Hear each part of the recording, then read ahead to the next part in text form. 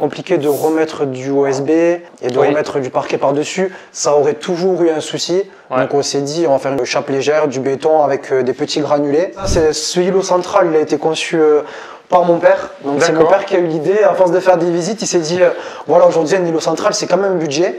Il avait des contacts. Cash flow, donc tu mets 20 000 euros et tu as un rendement de 300 euros par mois. Et en plus de ça, à côté, tu as ton capital du crédit qui est quand même remboursé. Bien sûr.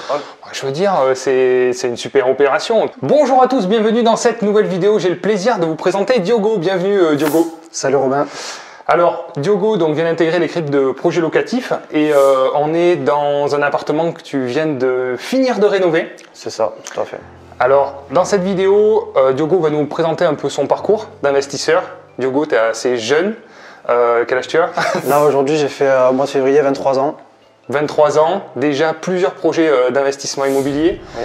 Donc là, dans cette vidéo, tous ceux qui passent pas à l'action et qui attendent, je pense que le parcours et l'expérience de Diogo va pouvoir vous montrer que il faut peut-être se bouger, peut-être avancer. Parce que déjà à 23 ans, tu as déjà un beau petit patrimoine. À côté de ça, tu as pas mal d'autres activités aussi sportives, professionnelles, plus professionnelles, puisque tu travailles aussi en banque. Donc, on peut pas dire que tu aurais eu des excuses en fait pour pas investir. Tu aurais pu t'en trouver des excuses. Non, mais c'est sûr. Après, c'est sûr que j'ai investi dans l'immobilier et à côté, j'ai pas mal d'activités. Mais bon, je pense que quand on a envie, on arrive toujours à trouver le temps. Exactement. Donc c'est aujourd'hui le plus important à retenir. C'est toute une question de motivation et de trouver des solutions, de se trouver des excuses. Bien sûr, d'organisation. Yes. Donc on va voir tout ça dans cette vidéo. Qu'est-ce que tu as fait concrètement? Tu vas nous présenter un peu tes projets. Là, on est justement dans un projet que tu viens de terminer. Donc on va vous faire un peu la visite de ce projet, vous expliquer un petit peu le projet et puis les chiffres aussi. Et après, on va aussi expliquer ton parcours, un petit peu qu'est-ce que tu as fait. Et voilà, montrer à tout le monde que c'est possible, montrer ton expérience. Et puis voilà, du concret, du terrain, encore une fois. Où c'est qu'on est là, ici? Là, ici, on est à Casteljaloux, donc ville dans le Lot-et-Garonne. On est à peu près à 1 heure de Toulouse, 1 heure de Bordeaux. Donc c'est une ville quand même assez saisonnière. Il y a à peu près 5000 habitants. Voilà, donc moi avant d'y avoir investi, je connaissais pas du tout la ville. Moi j'étais plutôt de l'autre côté, du côté du Villeneuvois. Donc c'est une ville que j'ai découvert et ensuite je me suis dit feu, il faut faut aussi que je sois de la partie. Ouais, faut y aller. C'est ça. Ok, t'as pas mis trop longtemps à passer à l'action. Hein. Voilà. Non, t'as assez vite analysé et là on va montrer des photos. Ce projet il est incroyable parce que ça c'est ton premier projet. Ça, il y en a eu d'autres derrière. Après justement on va faire d'autres vidéos avec des immeubles de rapport, etc. Le projet on monte un petit peu plus évidemment en termes de compétences et en termes de chiffres. Mais là on va mettre les photos. C'était tout vide quoi. C'était un plancher brut et il a fallu se projeter, s'imaginer. Donc tu vas nous expliquer comment tu as fait justement pour en arriver de ça à ça. Pas de souci. Allez, c'est parti.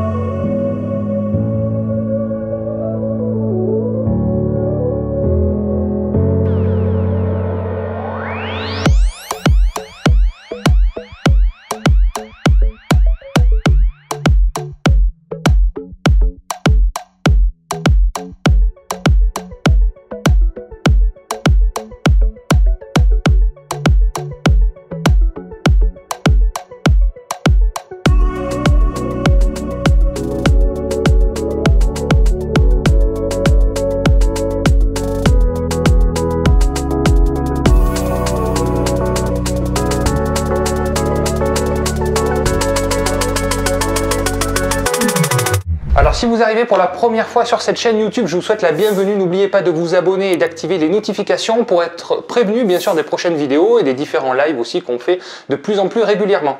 Si vous souhaitez passer à l'action, je co-dirige la société Projet Locatif, qui est une société d'investissement clé en main sur toute la France. On a actuellement 120 conseillers qui sont tous des multi-investisseurs qui peuvent vous aider à passer à l'action si vous n'avez pas le temps, pas l'expérience ou tout simplement vous voulez utiliser un effet de levier. On peut vous accompagner, vous proposer des projets clés en main. Je vous laisse regarder notre site internet qui est juste en dessous. Donc Diogo, tu viens d'intégrer l'équipe de Projet Locatif. S'il y a des personnes qui souhaitent faire appel à tes services, quel est ton domaine de compétences? C'est plus des appartements, des immeubles, et quel est ton secteur géographique? Qu'est-ce que toi tu es capable de proposer comme type de projet? Moi je suis aujourd'hui, j'ai commencé avec les appartements, là je suis sur les immeubles aussi, donc je peux proposer autant des appartements que des immeubles. beaucoup de travaux parce que c'est vrai que les travaux, enfin vous verrez sur ce projet-là, on a tout cassé pour tout refaire. Donc bon, on peut dire qu'il n'y a pas pire, enfin ou pas mieux pour commencer parce qu'il n'y avait que du brut en fait. L'expérience est là. Et après voilà, de l'immeuble de rapport aussi, de la division comme on va voir sur l'autre projet. Et voilà, donc beaucoup de travaux, courte durée aussi. Donc tout ce qui est aménagement, déco un petit peu et la mise en place aussi de la courte durée. Donc bonne compétence sur la partie évidemment aménagement, travaux, tout ça, mais également des projets peut-être un peu plus simples aussi, même de rapport. Qu'est-ce qu'on peut attendre comme type de rentabilité sur ton secteur et sur quel département toi tu rayonnes? Ben, moi je recherche surtout voilà, dans le Lot-et-Garonne. Donc tout ce qui est Agen, Casteljaloux, Marmande, un petit peu sur ce secteur-là, on va un petit peu sur toutes les villes. Après, au niveau des projets, c'est surtout aussi des appartements, des choses simples, pas besoin de partir... Pas forcément que des choses compliquées. Voilà, pas forcément que des choses compliquées, on peut trouver des immeubles pour des primo-investisseurs. Donc tout ce qui est des investisseurs qui veulent un petit peu passer le pas, et qui sont intéressés par l'investissement immobilier. Nous, on va faire la recherche du bien, on va chercher les artisans, donc bien évidemment, si c'est sur mon secteur, ça sera avec mes artisans. Et après, voilà, il y a le suivi du projet, tout, et même en bonus, on peut dire que je peux donner quelques conseils au niveau du financement bancaire. Bien sûr. D'accord. Bon, ben, vous savez ce qu'il vous reste à faire si vous souhaitez investir sur le secteur de Diogo. Ok, bon, donc est-ce que tu peux nous présenter un peu du coup cet appartement, parce que maintenant ça ressemble à un appart, mais c'était pas le cas au début. Ça, tout à fait. Comment, déjà, un petit peu comment tu as trouvé ce projet et comment tu as réussi à te projeter, parce que c'était quand même un plateau brut. Tu as rapidement vu que tu pouvais créer un appartement. C'est pour raconter un petit peu l'histoire du projet, comment tu l'as trouvé, comment tu l'as négocié et du coup comment tu en es arrivé à ce résultat. Après on fera un petit tour de l'appart quand même, que tu nous montres un peu ce que tu as fait en termes de travaux. Donc moi au niveau du projet c'est simple, donc moi j'étais jeune, je me suis dit j'ai envie d'investir dans l'immobilier et j'ai dû attendre, bon la première chose on va dire le prime d'un investisseur immobilier. Moi, c'est par rapport à mon niveau, parce que je sais que toi, tu as investi sans CDI, il me semble. Oui, il y a eu des périodes aussi sans CDI. Il y a eu les deux, ouais, tout à fait. Moi, j'ai investi, je me suis dit, voilà, je vais attendre d'avoir un CDI pour pouvoir investir. Donc, CDI que j'ai eu en septembre 2021. D'accord. Donc, une fois que j'ai eu mon CDI, je me suis formé. J'ai lu des livres, j'ai cherché un petit peu ce qui se faisait. Et je me suis dit, ok, maintenant il faut passer à l'action parce qu'il ne faut pas rentrer dans le... J'étais un petit peu rentré dans le style de trop se renseigner, trop vouloir tout maîtriser. C'est le piège, ouais. Et c'est vrai que des fois ça peut devenir le piège de vouloir tout maîtriser. Donc je me suis dit, ok, je vais faire des visites. Donc j'ai vu que sur Casteljaloux, il y avait des plateaux à vendre. Donc j'ai pris mon téléphone, j'ai appelé, j'ai vu avec mon père parce que mon père il s'y connaît en travaux. Et c'est lui qui m'a beaucoup aidé surtout sur ce projet. Sur le premier projet. Sur ce premier projet, il m'a beaucoup aidé, ça lui tenait à cœur aussi d'aider son fils sur un premier investissement. Super. Donc voilà, j'ai cherché, je suis arrivé ici, donc c'est un ancien presbytère en fait, qui a été racheté par un marchand de biens. Donc le marchand de biens, qu'est-ce qu'il a fait? Il a tout découpé. Et il nous a dit, voilà, moi je te mets la colonne d'électricité, je te ramène l'eau, et après le reste c'est toi qui t'organises. Donc moi quand je suis arrivé, on est sur un immeuble, il me semble, de 17 logements. Donc moi quand je suis arrivé, il n'en restait plus qu'un. Donc j'avais pas trop le choix. Donc je me suis dit, ok, donc je présente ça à mes parents. Bon, toujours compliqué quand on le présente à sa famille, qu'on veut commencer à investir, qu'on veut commencer un petit peu à être dans ces démarches-là. Mes parents, ils ont dit, bon, il y a beaucoup de travaux, tout ça, mais moi, j'ai quand même essayé de garder cet esprit positif de, on part de rien. Donc, j'avais quand même de l'épargne de côté. Je me suis dit, même si on se trompe, de toute façon, pour réussir, il faut quelque part se tromper aussi. À un moment, il faut passer à l'action. Hein. Oui, tout à fait. Je me suis dit, bon, si on se trompe de pas beaucoup. Et je suis venu avec mes parents, on a visité. Il me semble qu'il était affiché à 35 000. On a réussi à le négocier à 25. On le négocie à 25, on est venu... Quand même une belle négociation, mais souvent le dernier projet du marchand de biens, peut-être qu'il voulait boucler son opération. C'est ça, tout à fait. Et effectivement, vous êtes tombé au bon moment. Et je pense que le marchand de biens, quand je lui ai expliqué que c'était mon premier investissement, tout ça, il a quand même été touché. Parce qu'il s'est vu lui aussi, il m'a dit, moi aussi j'ai investi. Surtout que moi, je suis quelqu'un de très boulimique d'informations. Moi, je suis allé vers lui, je lui ai dit, mais comment vous avez fait cette opération? Vous investissez depuis combien de temps? Enfin voilà, j'ai été curieux, lui il m'a expliqué. Moi, je lui ai dit, c'est parfait parce que moi je veux un petit peu faire comme vous. J'ai Ouais. dit je veux investir aussi. Et je pense qu'il a été un petit peu sensibilisé par mon approche. Et je lui dis voilà, moi je débute, j'ai un petit budget. Et on est venu, on a visité. Ok. Donc bon, pour l'histoire, là il y avait une chambre. Donc là où il y a les 2 chambres. D'accord.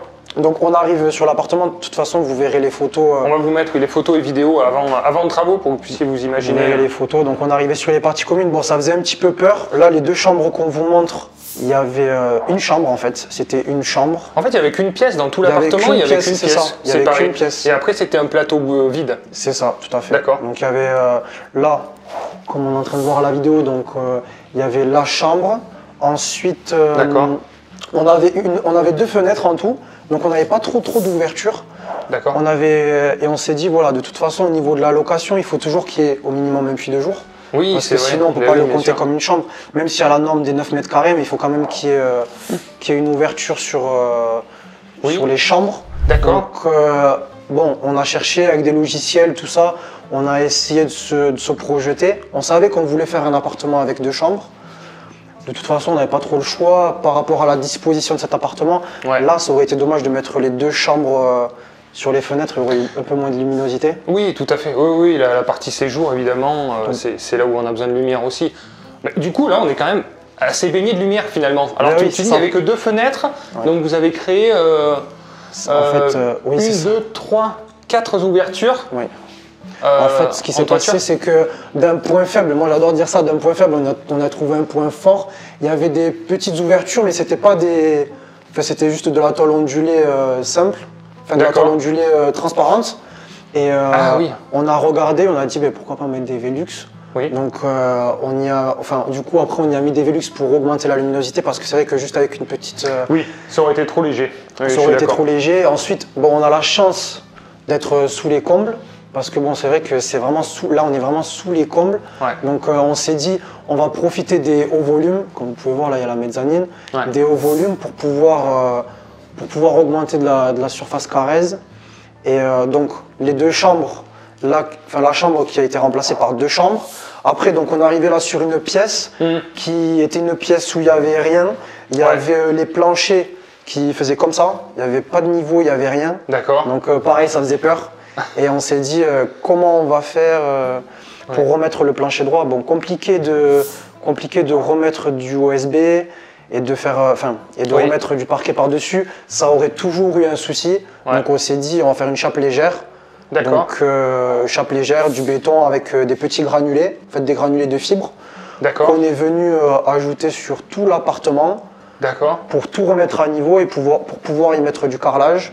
Je trouve qu'aujourd'hui, ça donne quand même plus de cachet. C'est franchement, quand on en parlait avant la vidéo, que tu expliquais qu'on est sur un plancher bois, c'est tellement solide qu'on a l'impression d'être sur un plancher ourdi, parce que des fois on voit des chapes légères, alors je sais pas, tu as dû mettre une sacrée épaisseur. Oui, il y a des endroits où... Parce qu'en fait, là, on a l'impression d'être sur un plancher ourdi. On sent pas du tout qu'on est sur un plancher bois, on sent que c'est bien costaud. Ça tremble pas du tout, donc là on s'imagine pas de comment c'était effectivement avant. C'est vrai que le résultat, de toute façon, quand on regarde les photos, on se dit c'est pas du tout le même appartement. Enfin, moi, je sais que là, sur le coin, il y avait un dégât des eaux, quoi. Il y avait de l'eau partout. Donc franchement, des excuses pour pas faire le projet, il y en avait plein. Ouais. Là, il pleuvait. Et donc, qu'est-ce qu'on a fait? Au début, donc là, il y avait ça, c'était couvert. Donc on ne savait pas du tout que c'était des poutres. Donc là, on a une poutre. Et du côté de la chambre, comme vous avez pu voir, il y a une autre poutre. Donc on s'est dit, il va y avoir, on va casser les cheminées et on va faire un grand espace de vie. Enfin, on avait déjà imaginé la cuisine, tout ça. D'accord, plutôt dans cette partie-là. Plutôt dans cette partie-là, en fait, on s'était dit, voilà, là, il y a l'entrée. Ouais. Et la cuisine, nous, on voulait la faire comme ça. Cuisine en D'accord. angle ou comme ça. Et là, toute la pièce de vie. D'accord. Ben, surprise, pareil, quand on fait des rénons. On tape Découverte dans de petites poutres. On tape dans des poutres et qu'est-ce qu'on en fait? On essaie d'en trouver, de se dire voilà, il faut que ça rapporte du cachet. Ouais. Donc on avait les points d'eau qui arrivaient là. Donc c'est pour ça qu'on voulait faire la cuisine, les points d'eau qui arrivaient là. Ouais, d'accord. On s'est dit bon, là on a un petit espace. Hop, je vous laisse regarder. Il y avait un petit espace. On s'est dit bon, D'accord. là on va faire Salle d'eau WC. on va faire la salle d'eau WC. Donc voilà, sur une petite surface, on a très important et c'est quelque chose que j'adore. On a mis un puits de jour parce que moi personnellement j'adore dans les salles de bain quand il y a de la lumière du jour. Bien sûr. Donc ça ramène un petit peu de valeur et aujourd'hui, même quand on a la lumière éteinte, ça permet d'envoyer un petit peu de lumière dans, tout à fait. dans la salle de bain. Après, donc, ça, c'est magnifique. Hein. La salle de bain, en étant là, il nous restait tout ce grand espace pour faire la cuisine. Donc cuisine, pareil, c'est du bois qu'on a récupéré dans la région. On a fait travailler un menuisier dessus pour nous faire les cuisines un petit peu sur mesure. Ça, ce îlot central, il a été conçu par mon père. Donc c'est mon père qui a eu l'idée. À force de faire des visites, il s'est dit, voilà, aujourd'hui un îlot central, c'est quand même un budget. Ouais. Il s'est dit, il avait des contacts. Donc il s'est dit, bon, ne t'inquiète pas, je vais te trouver l'îlot central. C'est lui qui a tout fait. D'accord. Et il en est très fier. Ouais, c'est magnifique. Même moi, je trouve ça tout en bois. Je trouve ça magnifique. C'est des pièces qu'on ne magnifique. trouve nulle part ailleurs. C'est unique, on va dire. Ah ouais, complètement. Donc voilà, avec du pierre granit et tout le reste vraiment. C'est costaud. Bois, c'est costaud et. Parce que cet appartement sera voué à la location courte durée. C'est ça. Et donc voilà, l'idée c'est aussi d'avoir des matériaux résistants, costauds, parce qu'il y a quand même un niveau d'usure qui est un peu plus élevé que sur de la location classique. Donc je pense que c'est bien d'avoir mis du bois massif, voilà, du marbre, voilà, juste qu'il soit résistant dans le temps. C'est important. Enfin moi, en tout cas, personnellement, pour les projets à courte durée, j'aime beaucoup mettre en avant l'effet coup de cœur, quoi. Parce que bon, si on fait un courte durée et qu'il sort pas du lot, aujourd'hui, il y a tellement de concurrence que c'est très compliqué de se démarquer. Ouais. Et s'il n'y a pas quelque chose qui vient rapporter du cachet, donc comme là, le marbre, les poutres, les lumières, c'est c'est toujours le plus intéressant d'avoir un bon rendu final. Après, donc là, la cuisine, donc c'est un mur, là on est sur un mur pas de vis-à-vis, donc là c'est la fin de l'immeuble. D'accord. Donc là, pareil, on a tout isolé, laine de verre de 300, laine de verre de 300. Comme j'ai dit précédemment, vu qu'on est sous les combles, c'est quand même, il fait quand même chaud l'été. Oui, mais d'où l'importance de l'isolation, effectivement. C'est très important l'isolation. On a tout isolé, il y a même, bon là on est en hiver, on a gardé la place pour mettre une climatisation, on va mettre une clim, clim réversible, donc une monobloc, pour pouvoir ramener un petit peu de fraîcheur et augmenter le cachet de l'appartement, parce qu'aujourd'hui il y a des appartements où il y a la clim, chauffage connecté, je pense que bon, les locataires aujourd'hui ils arrivent avec juste leur bagage et ils sont prêts à séjourner. C'est top. Oui, de toute manière faut monter en gamme et de toute manière c'est bien d'isoler parce que maintenant on ne sait jamais si tu as besoin de remettre ton appartement en location type classique. Effectivement, on regarde beaucoup le DPE maintenant, donc c'est bien d'être, quitte à faire des travaux, isolé au maximum c'est ça, tout à fait. Et pouvoir basculer éventuellement en location classique si le besoin s'en fait sentir, quoi. Moi, quand je suis parti sur ce projet-là, je me suis dit, quand j'ai calculé de toute façon mes coûts, jamais je suis parti sur les coûts d'une location saisonnière. D'accord. Je me suis dit, il faut toujours avoir un plan A, un plan B. Donc je me suis dit, voilà, le plan A, je savais que je voulais le louer en location saisonnière. Et je me suis dit, si jamais ça se loue pas, ça marche pas, fallait que le projet soit quand même rentable en location en longue durée meublée en fait. D'accord. Même que ce soit au niveau de la fiscalité ou que ce soit au niveau de la rentabilité, il fallait quand même que je m'y retrouve. Oui, tout à fait. Donc, après, bon, comme je disais, par rapport à la visite de l'appartement, donc elle avait les deux poutres, on a dû y faire un point fort. On a vu qu'il y avait de la surface, en hauteur. Il me semble, de tête, on a on a même 4 mètres. Je pense, moi je suis à 2,50 m là. On a même 4 mètres. Dans la vidéo, avec au bout de mon bras, c'est 2,50 m, donc là on doit être à 4 mètres. C'est ça, on avait 4 mètres, donc on s'est dit, pourquoi pas. Bon, sur l'immeuble, il y a le marchand de biens qui a acheté, il y a des artisans qui ont acheté d'autres marchands de biens qui ont acheté aux marchands de biens. Donc en visitant, on a vu qu'il y en avait qui utilisaient sur un autre appartement, qu'ils ont utilisé aussi la hauteur, et on s'est dit, mais pourquoi pas faire une mezzanine? Ah oui, c'est une super idée, je trouve. Donc on s'est dit, bon, pourquoi pas. On a regardé au niveau de l'aménagement, et le rendu, il est plutôt top. Ah oui. Parce que du coup, ça augmente un petit peu le cachet. Complètement. Oui. Ça fera un espace vide en fait, sinon. Et le fait d'avoir fait ça, ça rajoute, ça meuble en fait l'appartement, ça fait du style et puis ça fait un espace supplémentaire avec des couchages éventuellement en plus supplémentaires. Ça donne de la vie. Après, aujourd'hui, moi si je l'aurais refait, j'aurais presque venu jusqu'à la fin, j'aurais presque fait une pièce à part entière en haut. Après, bien sûr, au niveau des projets, on peut toujours changer des choses.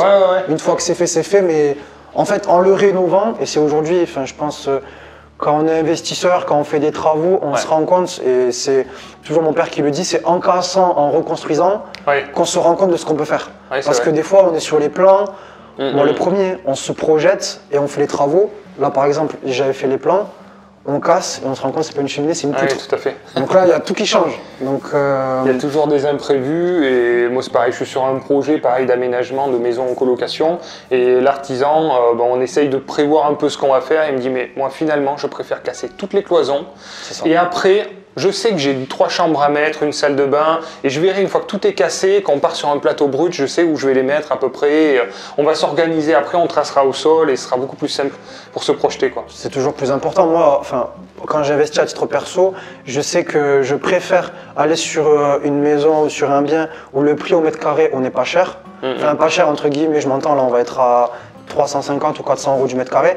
Parce que je sais qu'au pire, même si je me trompe et je mets 1200 euros du mètre carré sur l'appartement, je vais être à quoi, 1500, 1600, c'est le prix ici des biens qui se vendent. Donc au pire, j'aurai un prix et j'aurai un bien au prix du marché. Donc je veux dire, j'aurais pas perdu mes billes. J'aurais pas perdu mes billes parce que des fois, on peut se dire, j'achète un bien qui a 700, 800, 900 euros du mètre carré et je vais faire un peu de travaux. Sauf que des fois, en faisant l'électricité, en faisant des choses à droite à gauche, on se rend compte qu'il faut qu'on casse et qu'on refasse. Ça met plus de temps, c'est plus coûteux. Souvent, on ne le prévoit pas dans le projet. Et après, on se retrouve un petit peu coincé. Donc moi, c'est surtout ma spécialité, c'est des biens prix mètre carré bas.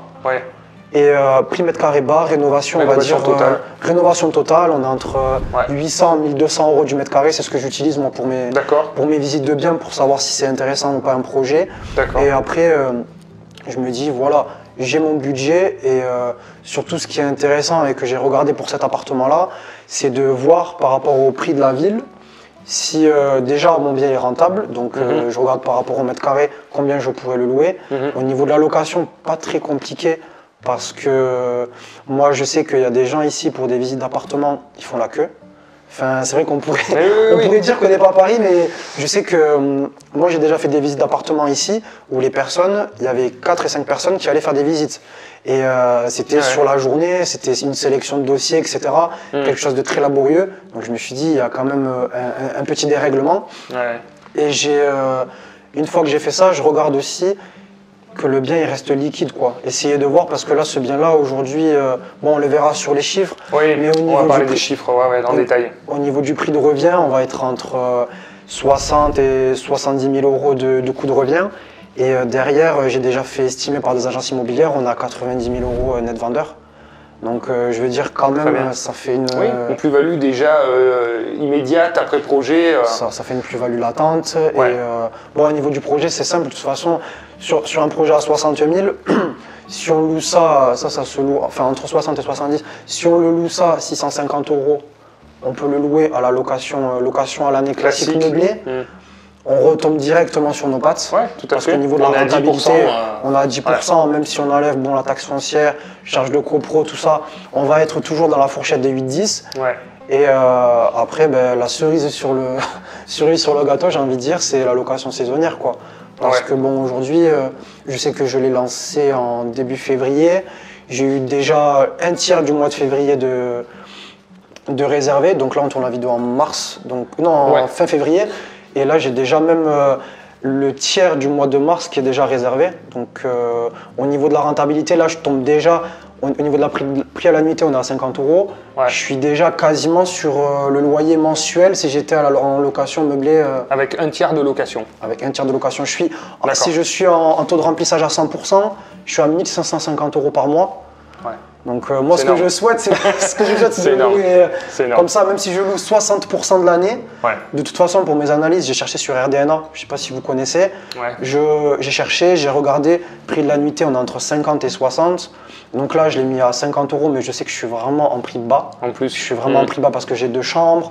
Et j'ai surtout fait ça pour me faire référencer. Mais que quand je vais le mettre à 60, on peut mettre entre 60 et 70.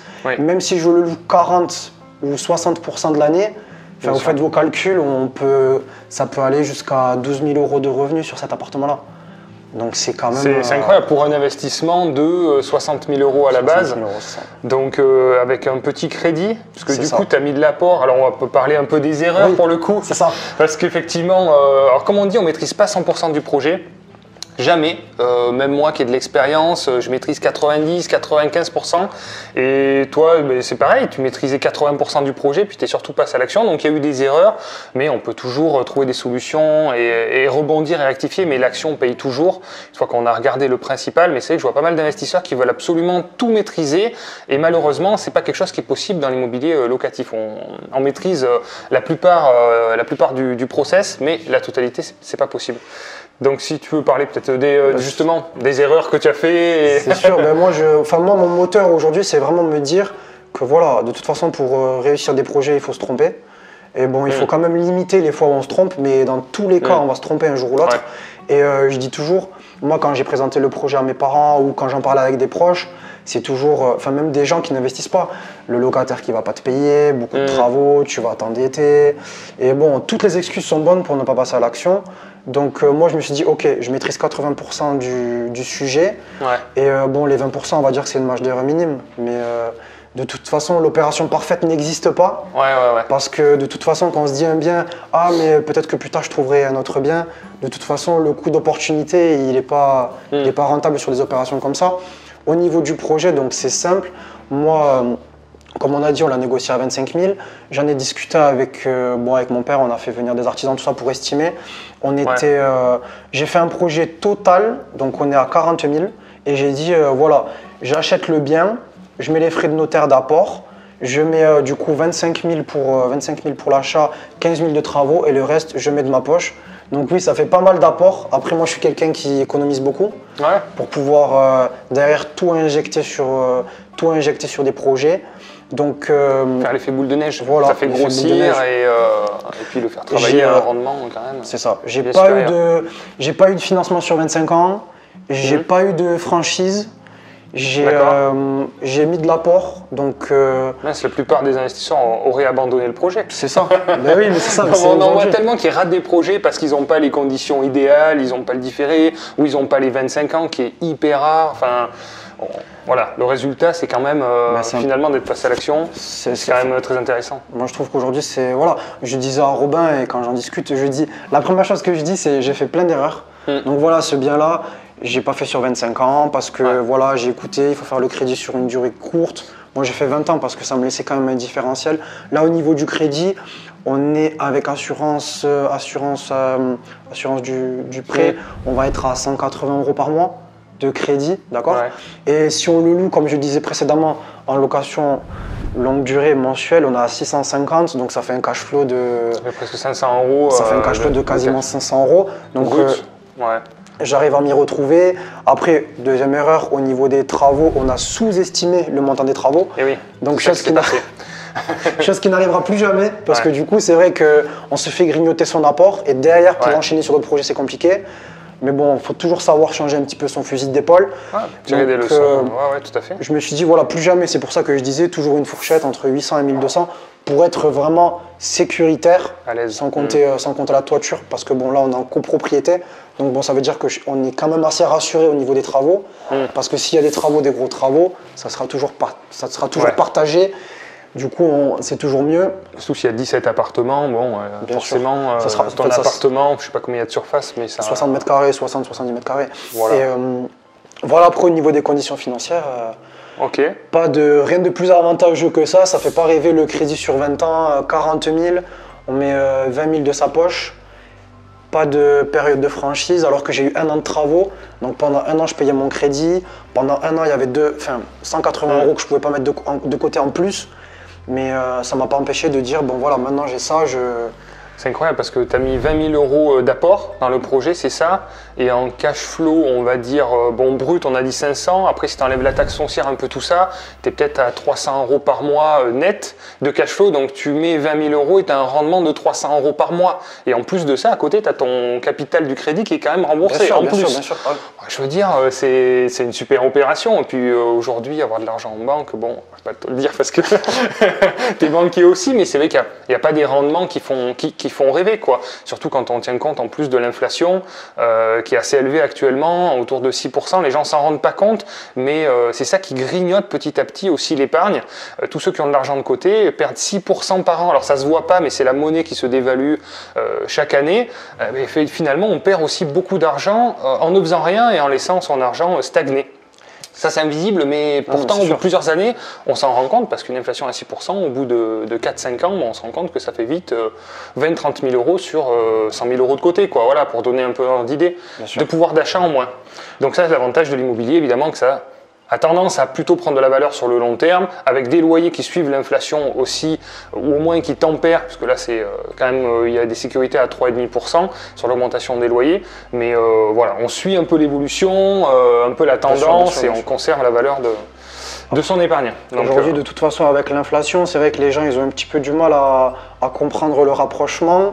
C'est vrai que c'est beaucoup plus parlant quand on le met sur un tableau et qu'on le voit. Oui, parce que c'est vrai que les gens aujourd'hui parlent d'inflation, mais ils ne savent pas trop comment ça marche, tout ça. Ouais. Mais avec une inflation à 6%, enfin moi je dis toujours, et j'en discutais hier avec des collègues, le plus gros risque aujourd'hui c'est de ne pas en prendre. Oui, bien sûr, parce c'est de rien faire. On ne voit pas la perte sèche des 6%, mais sur la durée c'est. Mais oui, ça grignote petit à petit. Ouais, tout à fait. Ok, super projet. Voilà, hein. Donc, franchement, très très bon projet pour un premier. Donc le statut que tu as choisi, loueur meublé. C'est ça, loueur meublé. Donc là, je suis en micro-BIC. J'ai pas choisi de passer au régime réel. Pourquoi? Très simple, parce que j'ai fait deuxième erreur ou troisième ou quatrième. Intéressant de savoir justement, oui. J'en ai fait plusieurs. Donc beaucoup de travaux faits par moi, par mon père, par des amis, tout ça. Donc pas de facture pour déduire. Ouais, juste des matériaux. Juste des matériaux, tout ça. Donc on s'est dit quoi? J'ai passé en micro. Ben, comme ça, la fiscalité sera plus avantageuse à la revente. Exactement. Alors ça, oui, mais alors, soit tu le précises, soit je le dis. Mais effectivement, soit si vous choisissez le régime micro, vous allez pouvoir réintégrer les factures de travaux au moment de la revente, ce qui n'est pas possible au régime réel. Une fois que vous les avez déduits fiscalement sur le revenu, vous n'allez pas pouvoir les déduire dans le calcul de la plus-value. Et donc ça, c'est intéressant parce que ton bien a déjà pris de la valeur et forcément, tu es au début de ton parcours d'investisseur et on sait très bien qu'on aime les biens et tout ça, on s'y attache, mais au bout de 4-5 ans, quand on a des investisseurs qui nous proposent des prix intéressants et qu'on voit le potentiel de gain qu'on peut récupérer assez rapidement, on a tendance à prendre pour réinjecter dans des projets un peu plus gros et avancer dans son parcours d'investisseur. Donc je pense que c'est une bonne stratégie aussi, voilà, dans une optique où tu sais que peut-être tu vas revendre ce bien dans les années à venir. Dire, je pourrais réintégrer toute cette partie-là dans le calcul. Après, c'était important. Enfin, moi, j'essaye toujours d'avoir toujours 2 pas d'avance. Parce que je me dis, ok, aujourd'hui, quelle est ma situation, mais dans 10 ans, quelle sera ma situation? Est-ce que moi, j'ai envie d'augmenter mon patrimoine ou est-ce que j'ai juste envie de faire des opérations? Parce que bon, moi, je me suis dit, ok, donc là, je pars sur un petit immeuble, il faut toujours voir plus haut. Je me dis, ok, si j'ai envie de viser l'immeuble de rapport, si j'ai envie de partir sur des villes plus grandes, plus intéressantes, il va falloir que j'apporte du cash. Et oui, bien sûr. Donc, quoi de mieux que de choisir ce régime de fiscalité-là? Après, bien sûr, ça doit s'adapter à sa situation personnelle. Mais moi, je me suis dit, voilà, je préfère optimiser la fiscalité à la revente parce que, comme je disais, aujourd'hui, la rentabilité d'un bien, c'est très intéressant. Mais je vous rappelle aussi que le bien, il faut quand même qu'il reste liquide. Parce qu'aujourd'hui, quand on investit, en essayant encore, ça reste liquide. Mais quand on investit à titre perso, si on a un bien qu'on a fait, on a trouvé une pépite, un bien intéressant, mais que derrière, il y a un changement au niveau de la situation personnelle, qu'on doit revendre, qu'on est pressé, ben c'est quand même dommage de vendre une super affaire à quelqu'un d'autre parce qu'aujourd'hui c'est très compliqué de vendre des rentabilités parce que les gens aujourd'hui, qu'est-ce qu'ils vont regarder? Ils vont regarder le prix au mètre carré, c'est simple. Donc je me dis, voilà, aujourd'hui j'ai un bien qui reste liquide, on va dire, même si je récupère entre 10 et 30 000 euros de plus-value, ça m'aura payé tous les week-ends à moi, à mon père, à ma mère quand on est venu avec les amis, etc. Même, on a trouvé ça drôle de venir et de mettre un petit peu tous la main à la pâte. Et ça paye largement, même si je le vends, on va dire 20 000 euros, ça fait quasiment du 1 700 euros par mois sur un an. Bien sûr. Je pense que ça reste toujours plus intéressant. Plus le rendement que tu auras eu pendant toute la durée d'exploitation. Donc c'est ça qui remboursement de capital aussi. Ouais, Donc, tout à fait. Puis bon, c'est des belles aventures familiales. Là, tu parles de ça, mais on a tendance à minimiser toute l'aventure humaine qu'il y a derrière parce qu'on rencontre des artisans, on rencontre des banquiers, des notaires, des gens hyper intéressants. Et ça nous fait sortir un peu de notre zone de confort. On développe des nouvelles compétences avec des nouvelles relations. Et toi, tu as de la chance en plus que ta famille, c'est vrai que c'est impliqué en plus dans le projet. Donc ça fait des super souvenirs, je veux dire, des moments un peu uniques à partager. Et d'ailleurs, ça continue un peu avec l'exploitation, puisque ta famille participe aussi à aider sur l'exploitation. Au niveau de la localisation, donc c'est pas très loin de mon lieu de résidence. Donc là, on a mis en exploitation et ma mère, du coup, elle s'est proposée pour venir faire le ménage. Donc elle vient, pareil, à chaque fois aider, elle vient ramener un petit plus. Donc elle sait que c'est mon bien. Elle y a beaucoup participé, donc elle est attachée à faire un rendu de qualité pour les clients, pour les visiteurs. Donc, qui de mieux que la personne qui l'a fait déjà pour vendre le projet et ensuite pour en prendre soin, parce que bon, c'est quand même une belle affaire, c'est joli. Donc elle vient, elle m'aide, ça permet aussi de casser un peu les coups. Et c'est une super aventure familiale, quoi. C'est super quoi d'avoir sa mère qui s'implique aussi. Enfin, ça fait plaisir. Moi, elle, ça doit lui faire plaisir aussi de te rendre service. Bien et sûr. Je veux dire, tout ça, ça crée des énergies qui sont super en fait. C'est super important aujourd'hui. Enfin, je me rends compte que des fois, on a un réseau auprès de soi et on l'utilise pas. Ouais, je suis d'accord. Moi, mon père, je le voyais chez moi. Il a fait pas mal de travaux. Sur sa résidence principale, il avait fait beaucoup de travaux et moi je me suis dit quand je suis venu visiter, j'ai dit mais au niveau des travaux comment on va faire etc. Alors que lui il avait déjà fait les travaux, il a plein d'amis avec qui sont fait les travaux. Donc en fait c'était évident mais sauf que je voyais pas plus loin que le bout de mon nez et on se dit des fois qu'on a des gens dans notre entourage qui peuvent nous aider et c'est juste on n'en parle pas et en fait quelque part les gens ils sont contents de nous aider. On n'ose pas et les gens ils sont contents de nous aider sur des projets comme ça. Enfin moi quand on a fait venir là au niveau du granit on a fait venir du Portugal. Les gens ils sont contents parce qu'on envoie des photos, on dit regarde le rendu et les gens ils se disent mais c'est top et ça donne un sens un petit peu à leur boulot parce qu'ils se disent voilà j'aide quelqu'un, je le connais au niveau perso, ça fait partie d'un projet donc c'est toujours beau à vendre, je sais que en tout cas je préfère le voir de ce côté là quoi. Non mais tu as tout à fait raison, c'est vrai qu'on n'y pense pas forcément à la famille qui peut nous aider, soit donner un coup de main, soit financièrement, soit à différents niveaux en fait, on n'y pense pas forcément, mais vous avez peut-être autour de vous des gens qui peuvent vous aider et il faut en parler et puis des fois il faut avoir de bonnes surprises. Faut pas avoir honte aujourd'hui parce que même... moi, à titre perso, vu que je travaille dans une banque, j'hésite pas quand j'ai des clients au niveau de l'apport, quand c'est un peu juste, j'hésite pas à dire essayez de vous faire aider de votre famille, tout ça. Parce qu'au final, je sais que là, mes parents, ce qu'ils ont fait pour moi, comment ils m'ont aidé, mais que derrière, plus tard, de toute façon, ça leur reviendra toujours. Bien sûr. Quand on fait le bien, ça attire le bien. Bien sûr, tout à fait. Donc après, au niveau de l'investissement, ce que je trouve aussi super intéressant et que je tenais à dire, c'est l'assurance emprunteur. C'est-à-dire qu'aujourd'hui, en investissant, on investit à droite à gauche, ça nous permet de créer un patrimoine, c'est-à-dire que demain, s'il venait à m'arriver quelque chose, je peux déjà léguer du patrimoine. Oui. Parce que derrière, j'ai un appartement, bon après j'ai d'autres biens. Donc ça lègue du patrimoine et ça permet de mettre déjà plusieurs générations, enfin pas plusieurs, mais ça permet déjà de mettre des générations à l'abri. Bien sûr. Et en soi, on n'en parle pas, mais il y a une rentabilité, il y a une plus-value. Et derrière, c'est la protection de la famille, parce qu'on investit aujourd'hui, on investit pour soi, on investit aussi pour sa famille, pour ses proches, pour avoir un meilleur avenir. Et je sais que si demain il venait à arriver quelque chose, voilà, aujourd'hui je ne suis pas marié encore, mais si jamais il venait à m'arriver quelque chose, derrière mes parents, ils récupèrent quand même un bien, ils récupèrent du patrimoine. Et c'est toujours ça, c'est toujours dans l'optique de voilà, aujourd'hui on se crée du patrimoine à soi-même, mais derrière c'est aussi en faire bénéficier les autres. S'il venait à arriver quelque chose, on s'y retrouve toujours quoi. Mais c'est sûr, tu as tout à fait raison. Et le fait aussi que l'immobilier peut se transmettre assez facilement, contrairement à une retraite ou des choses comme ça. Bien sûr. On est en plein sujet justement de réforme des retraites.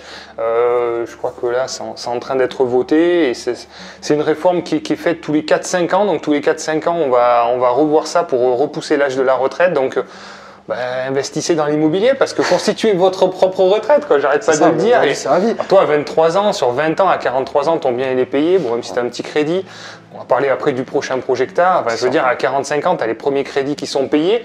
La retraite n'est pas une question d'âge, c'est une question de moyens, en fait. C'est juste une question de moyens financiers. On en discutait par rapport à des clients. Des fois, voilà, on ne peut pas maîtriser. Et moi, de base, je suis quelqu'un, quand j'ai commencé mes études, je voulais être comptable. Donc moi, je suis quelqu'un, j'adore les chiffres, boulimique d'information, boulimique de maîtriser la situation, tout le temps être dans un cocon, zone de confort. Mais sauf qu'au bout d'un moment, l'opération parfaite, ça n'existe pas. Il faut au bout d'un moment passer à l'action et se dire, voilà, par mes erreurs, je vais en apprendre, je ne vais plus en refaire et je vais réussir. Moi, je dis toujours, vaut mieux fait que parfait, parce que parfait veut dire parfait. Exactement, ouais. C'est très important à retenir ça. Je valide à 100%, qu'on connaît bien aussi, ouais. Je suis tout à fait d'accord. Donc bon, ça c'était le premier projet. Après, tu as basculé sur un deuxième projet justement que tu vas nous présenter. On va aller faire la deuxième vidéo. Donc là, tu t'es lancé après dans un immeuble de rapport? C'est ça. En fait, moi, j'ai commencé, j'ai investi. On va dire, j'ai signé le sous-sein l'année où j'ai signé mon CDI. Donc, j'ai signé mon CDI en septembre 2021. En octobre, j'avais déjà signé mon sous-sein pour cet appartement-là. Ok. J'ai commencé un petit peu. Bon, ça, c'est pas très bien. J'ai commencé les travaux avant d'avoir signé l'acte authentique. Chose que je conseille pas aux investisseurs. Oui. Mais bon. Là, le marchand de biens, on a quand même sympathisé, l'opération, elle était pour moi. Donc on s'est dit, bon, on va commencer un petit peu les travaux. Donc l'année 2022 se déroule, je signe un autre compromis et je signe l'achat. Donc en fait, j'ai signé les deux achats la même année. La même année. Donc j'ai signé le compromis de l'appartement en 2021, j'ai signé l'acte authentique en 2022. Là, pour l'immeuble, j'ai signé le compromis et l'acte authentique en 2022. Donc la deuxième opération, c'est sur une ville pas très loin, pas du tout la même stratégie. Donc là, on va être sur une partie meublée, une partie nue. On vous expliquera par rapport à la division, fiscalité, tout ça. Donc c'est un immeuble qui était affiché à 44 000. On l'a négocié à 40 000. Donc c'était... c'est vraiment pas cher. Voilà, on est au prix au mètre carré, on est très bas parce qu'au niveau de surface, on a 250 mètres carrés. Ah oui, c'est quand même un gros projet. Donc le projet, il était vendu avec un studio, rez-de-chaussée, un T5 et un gros plancher au-dessus. Donc je vous ai parlé de division très simple. Le T5, on l'a divisé en deux appartements. Et le plancher qui était de la surface habitable. Du coup, on va faire pareil, deux appartements dessus. Donc on est sur deux T2 rez-de-chaussée, un T2 et un studio deuxième étage et un studio rez-de-chaussée. Moi, très simple, je me suis dit, une opération à 40 000 €, un studio aujourd'hui, dites-moi où vous trouverez un studio à 40 000 €. Un studio, bon, il fait 25 mètres carrés, entre 25 et 30 mètres carrés. Mais aujourd'hui, sincèrement, avec 40 000 €, on ne trouve pas un studio. Et là, moi, à 40 000 €, j'achète un studio et j'achète encore 200 mètres carrés de surface habitable. Incroyable. Donc, bon, on ne dit pas tout dans cette vidéo, on va regarder pour tout à l'heure. Et donc, on diffusera évidemment la partie 2. Mais là, beau projet. Alors là, par contre, c'est en cours de travaux. Donc, on va aller filmer juste après. Là, c'est dans son jus. Justement, comme ça nous permettra de voir. Alors, on a commencé par cette première vidéo pour voir un petit peu tes compétences et le résultat fini finalement pour apporter de la crédibilité. Et après, et puis pour vous aider à vous projeter aussi. Et après, on va aller voir justement l'immeuble où là, c'est totalement tout à faire. Tu vas nous expliquer sur le terrain, les plateaux, comment tu vas les diviser, quelles sont justement les problématiques rencontrées, sûrement en termes d'évacuation, les erreurs qui reviennent toujours. Voilà, pas mal de choses, mais justement pour vous éviter d'en faire aussi. C'est pour ça qu'on est sur le terrain et nous on se mouille pour vous éviter d'en faire. Mais comme tu dis, il n'y a que l'action qui paye parce que même après l'expérience, chaque projet est différent, chaque problématique est différente et donc c'est comme ça qu'on apprend. Financière du projet. Donc on est bien sur un montant d'acquisition à 25 000 €, des frais de notaire à 4 200 €, des travaux de 45 000 €, ce qui nous fait un total du projet de 74 200 €. Diogo donc a emprunté 40 000 € et a mis un apport de 35 000 € pour faire travailler son épargne. Il a emprunté sur une durée de 20 ans avec des mensualités, voilà, ça fait 180 € par mois, donc c'est vraiment très très bas. Au niveau du loyer, Diogo est parti sur des estimations de location longue durée meublée à l'année et comme il a expliqué dans la vidéo, il va effectivement exploiter son appartement en location courte durée, donc forcément les revenus vont être a priori bien supérieurs qu'aux estimations, mais en cas de problème ça lui permet de revenir sur un mode d'exploitation plus classique. Donc c'est 650 € par mois hors charge, ce qui nous fait 7 800 € à l'année. Et au niveau des charges, donc on a un peu de taxe foncière, un peu de frais de copropriété, un peu d'assurance propriétaire non occupant, le crédit immobilier, ce qui nous fait 3021 € de charges annuelles pour un cash flow de 4800 € quasiment. Donc on va dire en cash flow brut, on est à 400 € par mois de différentiel, donc c'est vraiment très très beau. Bien sûr c'est boosté grâce à l'apport que Diogo a mis. Et ce sera loué donc en micro BIC, donc il y aura effectivement un peu de fiscalité. C'est vrai qu'on me le dit souvent, je ne parle pas en détail de la fiscalité parce que comme vous avez pu le voir, c'est vraiment propre à chacun. Diogo a choisi le régime de la du micro BIC pour justement prévoir la plus-value à la revente moins importante et donc de ne pas déduire le montant des travaux pendant la durée d'exploitation pour pouvoir la réintégrer au moment de la revente. C'est à chaque fois des choix personnels et ça dépend de chaque situation, de chaque tranche d'imposition et de savoir si la personne a déjà des déficits antérieurs ou pas. Mais pour vous donner un ordre d'idée, si Diogo avait choisi le mode d'exploitation LMNP au réel, tous les frais sont déductibles, bien sûr les travaux, mais également les frais d'acquisition, les frais d'agence, les frais de projet locatif, etc. Tout est déductible et on peut également pratiquer de l'amortissement. Donc sans me mouiller sur un projet comme celui-ci, en location longue durée à l'année, Diogo n'aurait pas payé de fiscalité personnelle pendant au minimum 7-8 ans.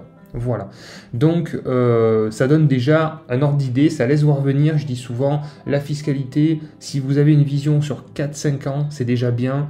C'est impossible d'avoir une vision sur 15, 20, 30 ans parce que vous êtes investisseur, les choses vont changer, les choses vont évoluer.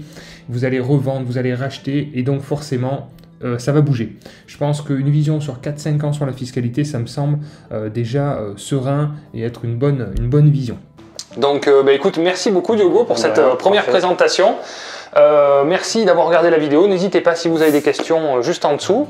Et puis voilà, si vous souhaitez faire appel à Diogo qui est justement très fraîchement intégré au sein de l'équipe projet locatif et qui pour l'instant reçoit ses premiers clients, mais encore ça va, t'es pas débordé de clients. Pour l'instant ça va. Pour l'instant, puisque c'est le tout départ, c'est le tout début, n'hésitez pas à le contacter. Vous avez le site internet en dessous et puis il sera heureux de vous accompagner dans vos projets. Voilà. Merci à tous, à bientôt les investisseurs. Merci, ciao. À bientôt.